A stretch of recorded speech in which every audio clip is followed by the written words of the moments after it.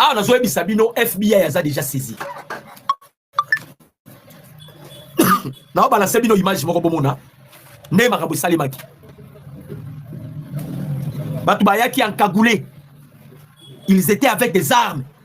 Bayeko s'est logé en avance avant même que la distinguée première dame, Maman Denise Nyakiroya, Bango Bayaki déjà. Voilà pourquoi je me suis posé la question. Bango Bayeba Kindenge Nini que Maman Denise Akoyawana. Et toutes ces choses, Eza Kanda, Kagame a extrêmement affaibli, a extrêmement abattu. Il ne sait pas quoi faire. Ngaliga Sal, ba image yangoyo. Azota ba image bomo na ba image. Mais cette fois-ci, Kagame a franchi la ligne rouge. A continué à terrain à Mabé. Je vous balance les images et puis tous on a tombé à solo.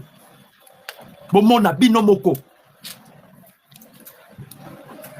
Et ça lika bien beau hein. Pour nga pena souhait dans la mort de Kagame, na yebi sarabat. Et ça lika bien. Vraiment on peut sabino image bon mon. Bango ye. Image yango. I'm just recording. Just recording. Bon mon ali babo to la mutu téléphone. C'est là bon mon. Mutakoti. Mamoni mutabimi a filmé bango. Tande ba ibabo tole téléphone. A Kimi. Omoni bango de ba tourner sont des Rwandais. Omoni moko télémini bo so mutu kamera. Moni sont des Rwandais. Ba bombi bilongo na bakagul. Bo mona ba okima. Tango ba ko alecter ba okima. Omoni bango na bakagul. Tala yo na bandi bango. Ba comprendre que ba timbeli bango. Monda bandi bango. Wa ok, d'accord, azolo yo so filmé biso pona nini.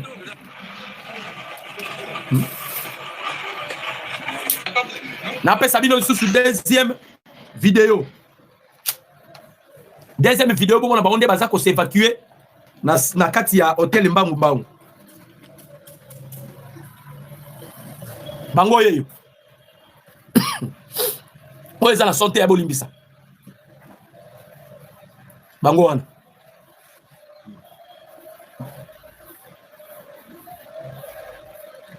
Bango wana yeyo mutango yeyo tale lo Rwandais monye azala kwa musicien moto zakane na Congo monye atangi comme musicien te mais congolais yebi monye bango wana aux États-Unis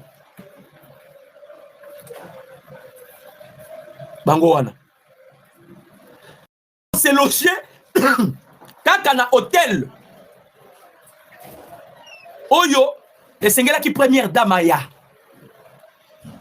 Et quand, bah comme ils ont déjà moisi à Mukonzi, parce qu'ils sont incapables d'atteindre Mukonzi, ils veulent maintenant affaiblir le chef au travers la distinguée première dame, Maman Denise Nyakero. Donc, Paul Kagame a créé des réseaux. Bah réseau en est partout. Il a fait ça en Afrique du Sud. Il a fait ça dans plusieurs pays. Kutu biso kolobate parce qu'ils ont utilisé même les musiciens biso pour la biso congolais. Mais cette fois-ci, Kagame, il a franchi la ligne rouge. Il est allé même colocatique côté via distinguer première dame. Les choses se tournent à vinaigre contre Paul Kagame. Ces gens-là, baza déjà kutu bandeko. Batouana baza déjà kutu ya kokangaba. Bakoki mandenge nini? Bakoki mandenge nini? Pour bazo so bango. Lokola la femme de Kagame m'a boyi ko permettre ya kende aux États-Unis. Kagame ngara perdre yemorote a perdre na président Tshisekedi. C'est ça le problème. Urgence et tentative d'assassinat contre la première dame de la République démocratique du Congo à New York.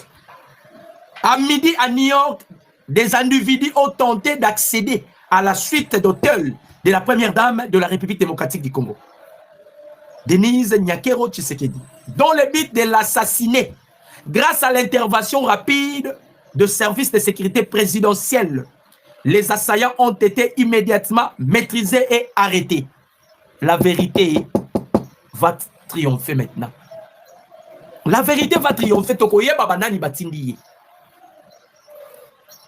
Ils ont d'abord identifié l'hôtel par laquelle la première dame devait passer ses jours ou à séjourner.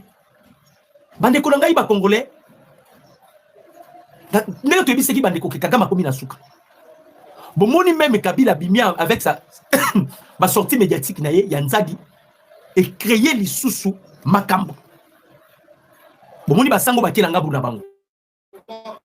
Wana na bandeko bateau ndenge baza ko fonctionner. Mais et l'on va forcer sous Kakamabe. Boye bisangai tentative nini Kagame tel bo soit Tshisekedi puis à réussir yango. On a franchi des coups et des coups et des coups devant Kagame. Kagame soit qui muto azaki mayele alga kata dia bitumba oy bandeko bo matisa ba j'aime ezala se. Poto sécuriser vidéo na biso. To matisa ba j'aime ezala se poto sécuriser vidéo na biso. Vraiment ba j'aime mat.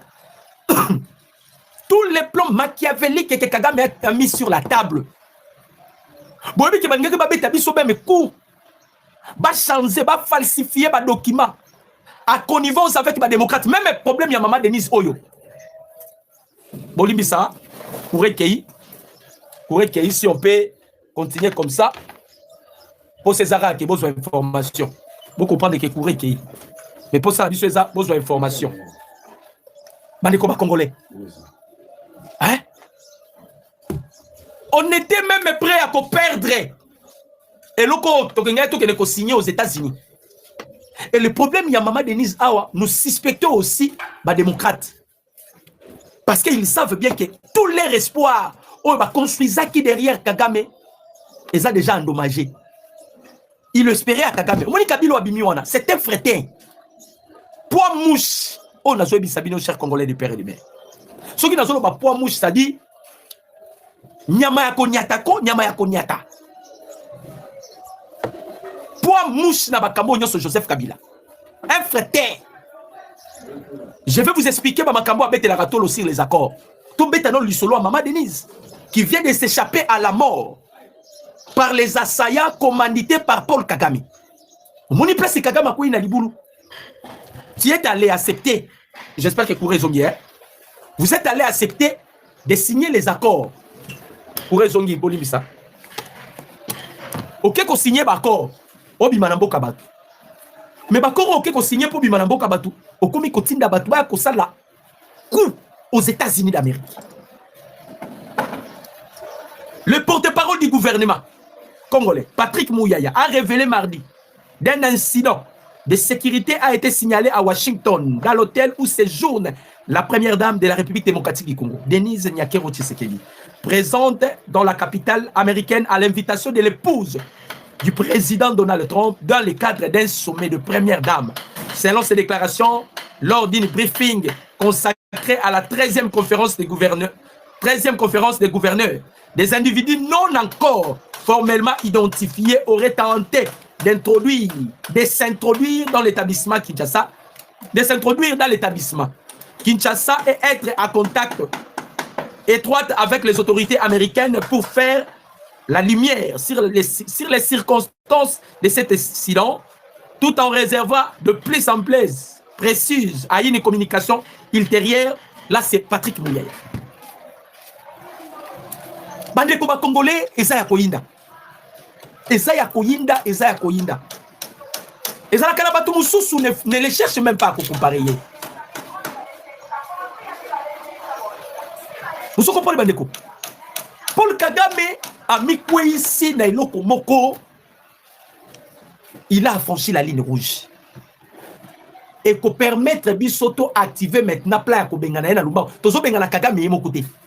Tozo rappeler Francine Mouyumbo que le Babiloba le Bana RFI. On va chasser aussi ton mari là. Kabila, il est ton mari. Tozo Bengana na Kabila. Pour ton information, même Kabila, à ce frappe. Parce que le dossier comme déjà m'a contre Kabila. Et Paul Kagame, surtout, avec attentat na bango Baoucho Salaoyo, il y a assassinat, échoué, et Batouana Baté Bango Babo. Ce sont des Rwandais. Et ça, Bastille ya Kagame. Le coup, la Kagame avait toujours l'habitude ya Koboma, opposant na ye, na ba façon wana.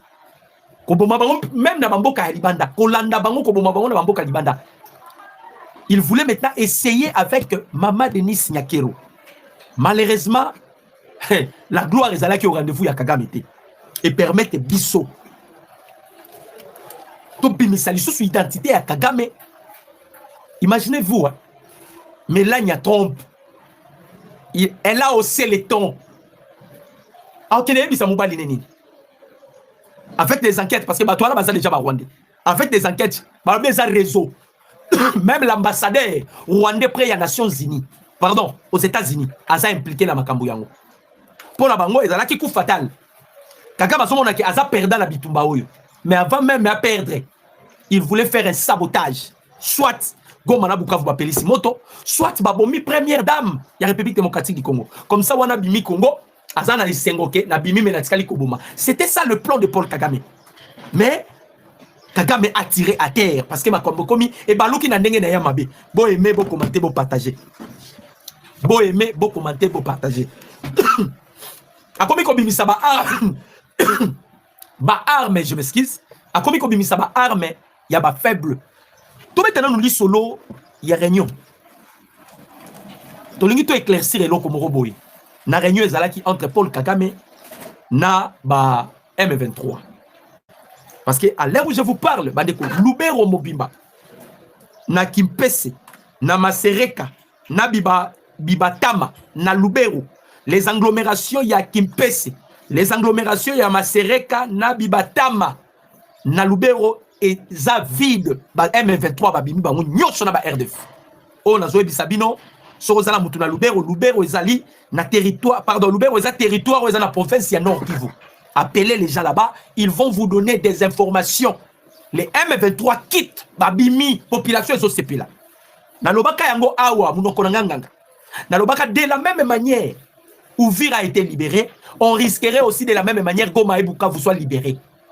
Nalobaka Nabino, je savais pourquoi je disais cela. En guise de cause, selon les informations Tozala Kinango, les Américains, ici président Tshisekedi, Yoko Lobali sous-souté. Kosa les côté. Nous-mêmes, nous allons nous en charger dans le robot Nabiso Tokreya, qui est Paul Kagame. Biso Moko Toko s'en charger dans le robot Nabiso Tokela, qui est Kagame. Bon, aimez, bon commenter, bon partager. Réunion Salamaki entre Kagame et M23. Kagame a vendu Sibango, a dit Sibango, je dois protéger mon pouvoir. Mais c'est dommage. Normalement, Kagame, s'il devait protéger son pouvoir, il a commettre l'eau aux États-Unis d'Amérique. Kagame va vendre sur le pouvoir. Je ne suis pas un prophète, mais au moins, je bénéficie de cette portion prophétique. De cette portion prophétique. Kagame a commis l'erreur. On va sur le pouvoir. On doit déguerper Kagame de force. Soit battre, soit déguerper. A Bengi M23, Bandi Solo là. Kagame a dit Bango, je dois retirer mes troupes pour protéger mon pouvoir. Les je m'excuse. Les M23 va poser question pas ya Kagame. Sort na biso ba M23 eza nini. Boyo kapes makambo baby. To aimer, to commenter, to partager bande ko ba congolais. Bon Matissa ba j'aime pour sécuriser notre direct. Ba M23 ba tuni. Yo le besoin retirer ba troupe na yo.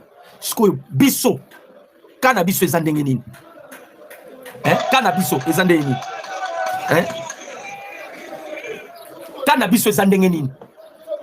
Écoutez la réponse de Paul Kagame. Réponse ya Kagame et pas Yabaye M23. Tant que tu koyebi sabananga, on ne négocie pas avec l'ennemi. On ne fait pas des relations avec un diable. Nanga makambo okoti est-ce que kayango bazwa ki yango aventure. Bandeko Paul Kagame a dit bango officiellement.